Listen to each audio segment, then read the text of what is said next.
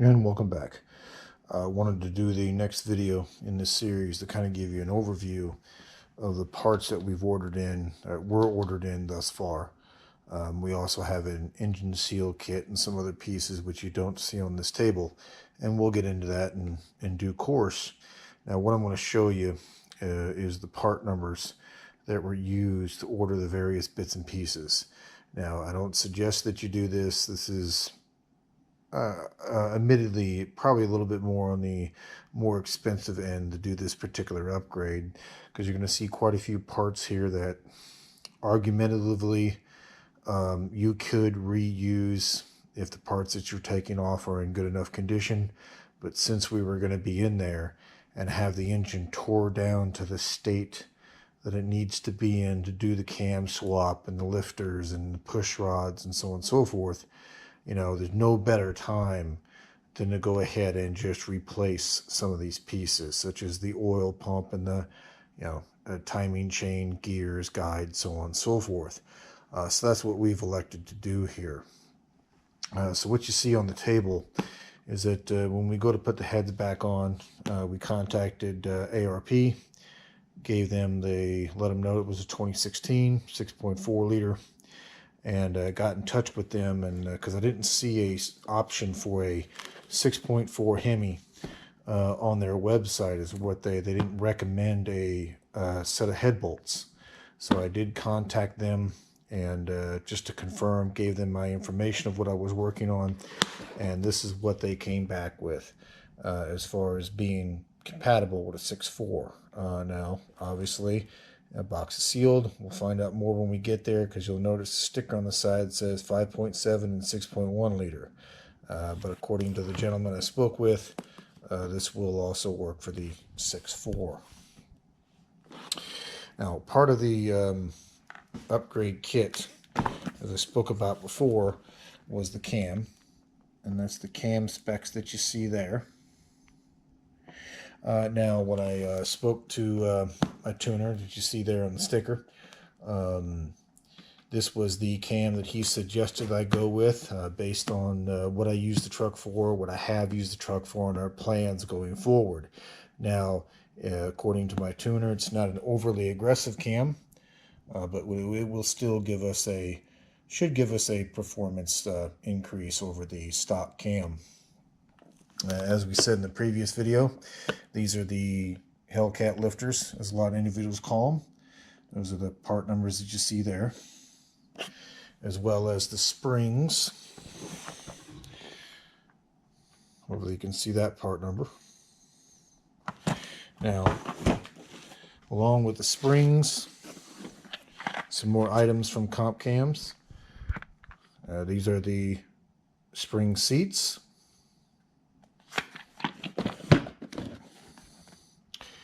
The steel retainers for the springs,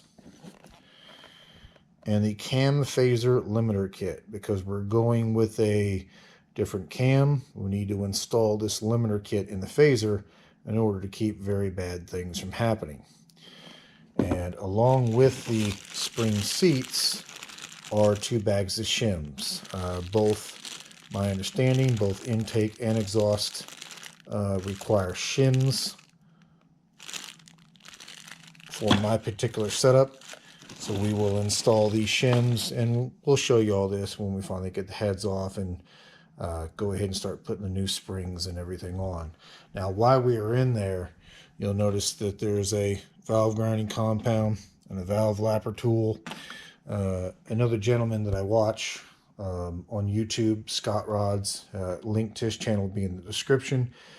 He actually had a guide break on his 5.7 1500, and when he put everything back together, because he had some bent valves and he had to replace them, he lapped the new valves into the head, and he went ahead and actually lapped all his valves. So again, while we're in there, and since we're going to have this replacing the springs, we will also be replacing the seals for the valves. And again, you'll see all this as we get to it.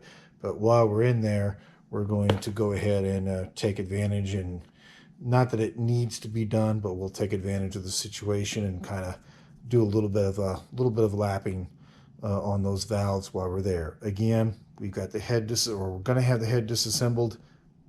No better time to do it. What you see down here are various parts. This is a bushing for the timing setup. This is one of the guides. You can kind of see it there. Again, for timing. This is a new crank or harmonic balancer bolt that we will install when we put things back together. This is a new bolt for we'll bolt the cam phaser onto the cam. This is the tensioner for the timing chain. Actually, let's get a shot of that label there. I believe that's got a couple more numbers on it. Inside of here, let's give you a shot of that part number first.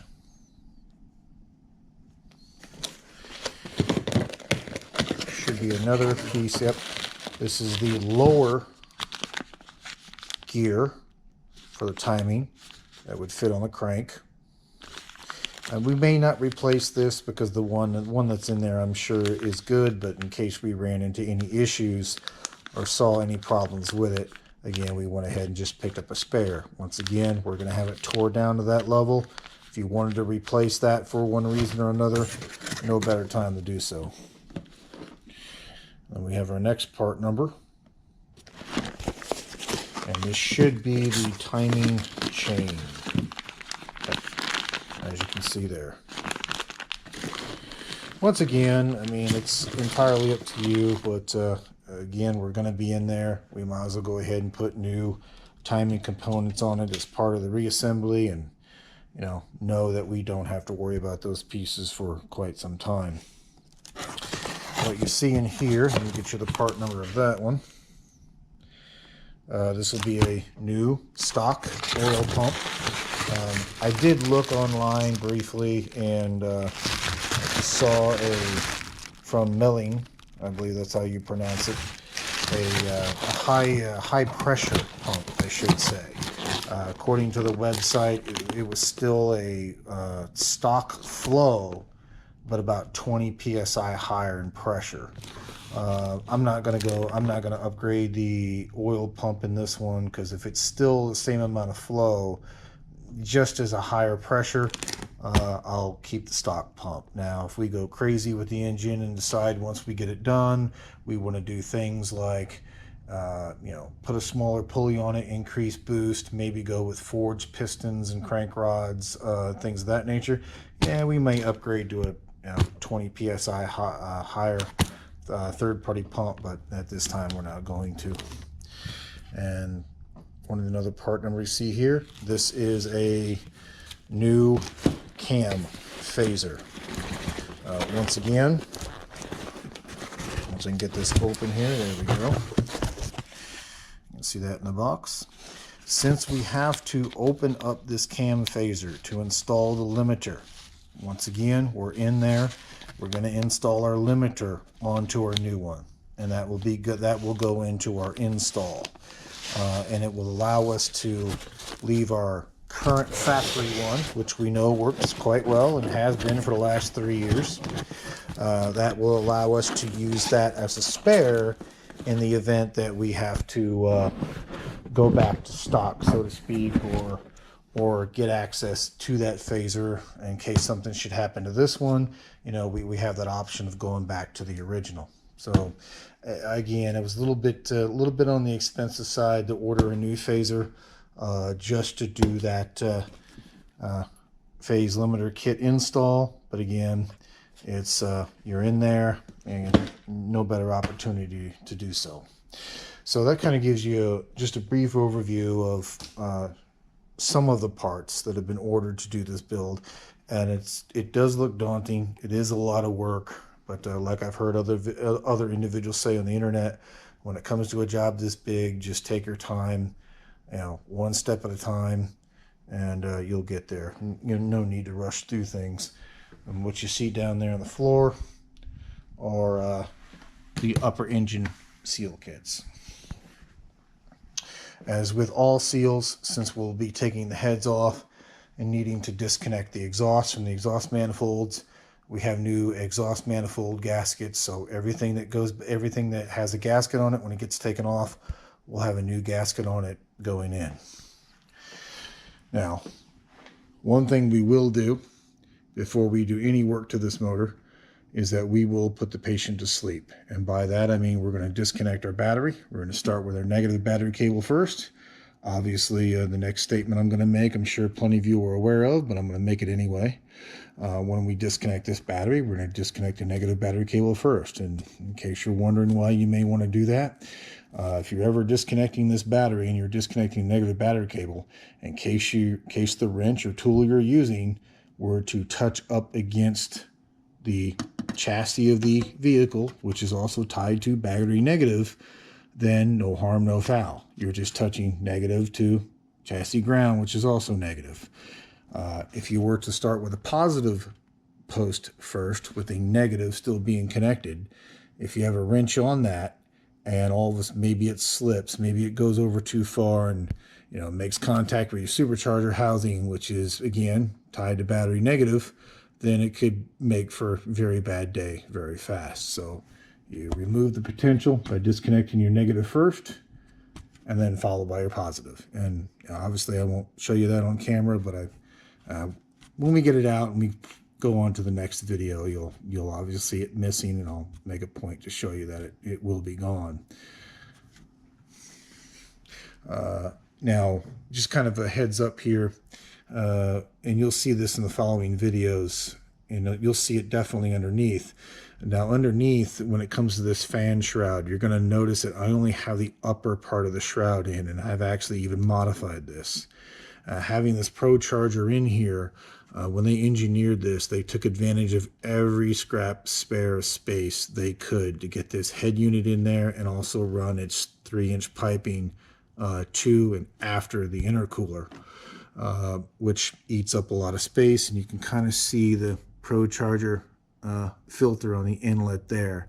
It's extremely tight down in here, and it did require me to kind of modify this radiator shroud, and you'll see it underneath, but I wanted to point that out as to why. I'm going to grab a shop light here,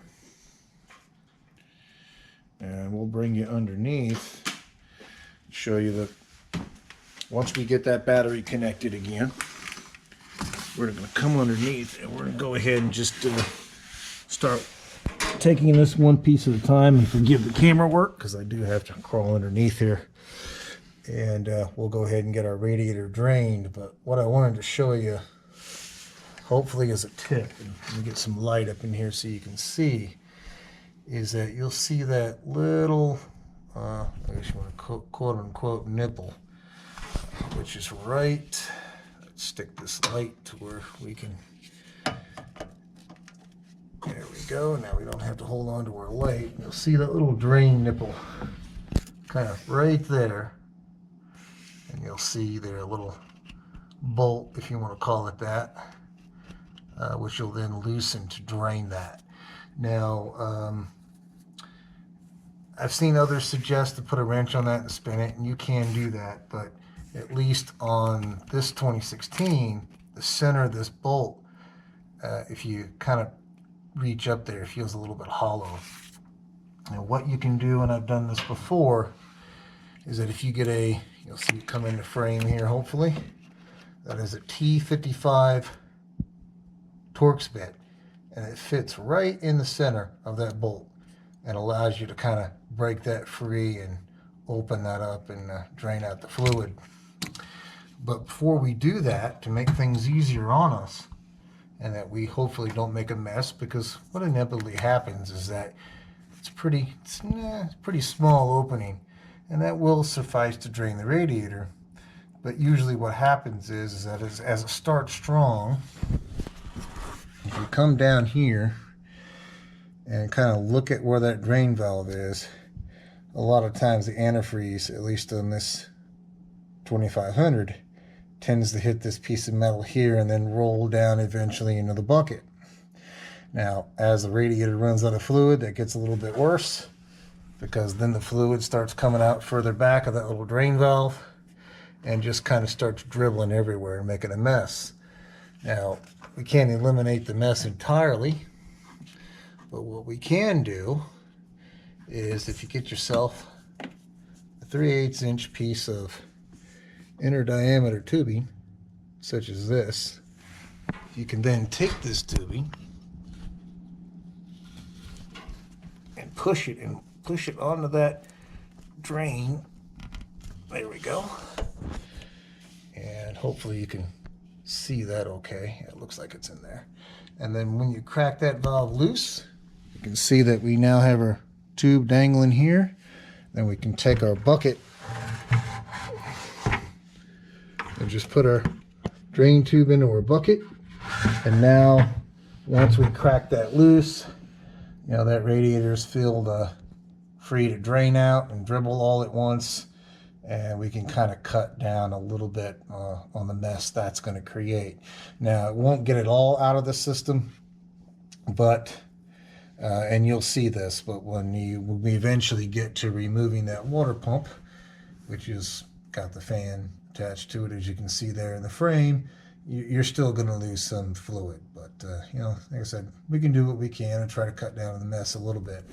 Now, this is what I was commenting at before. You'll notice the lower shroud of the fan has been removed, and so has the little like rubber flap of material that would normally be through here. And the reason why that is, you can see that's where they've chosen to run all the 3-inch piping that goes to the intercooler of that supercharger. Now, again, the reason why I removed and modified my fan shroud that you can see there and only put the upper piece on, you know, and you can make the argument, does it affect the cooling ability and the ability to force air in a particular way through the radiator? Yeah, I mean, it will, but I've been running this setup for about 3 years, and to be fair, I haven't done a lot of heavy towing or heavy hauling, but it has not affected the cooling at all. It still gets up to about midway on the scale, as it always has, and still does a good job of cooling itself off. It's never went up over half on the scale, even when it was factory and had the full shroud on it, versus what it has now. And again, that lower shroud was removed to make room for that air filter that you can kind of see in the corner of that frame right there. Because with that lower shroud on, it just was taking up too much space to fit that snorkel in there. And you can also see some of the other 3-inch piping that comes off of that supercharger. Like I said, when the ProCharger engineers did a good job of getting everything to fit, but you can see, and it's not their fault, but you can see that some of these areas are extremely tight on space. But in case you're wondering why the lower shroud is missing off the fan, that's why. Well, other than that, that's it. I've rambled on enough on this one. I'm going to try to keep these relatively short so they don't drone on and on. And as we get to like little pieces like this of how we're going to, you know, drain the coolant and radiator, you know, if I put something together that I think may be a useful tip, we'll definitely get it videoed. And one of the other things that we will be doing, just to make it easier to get to the exhaust manifold bolts, and we'll show you this as well, is that we will be removing the fender liners from both the driver and the passenger side. Again, trying to open up that space, trying to give us as much working room as possible.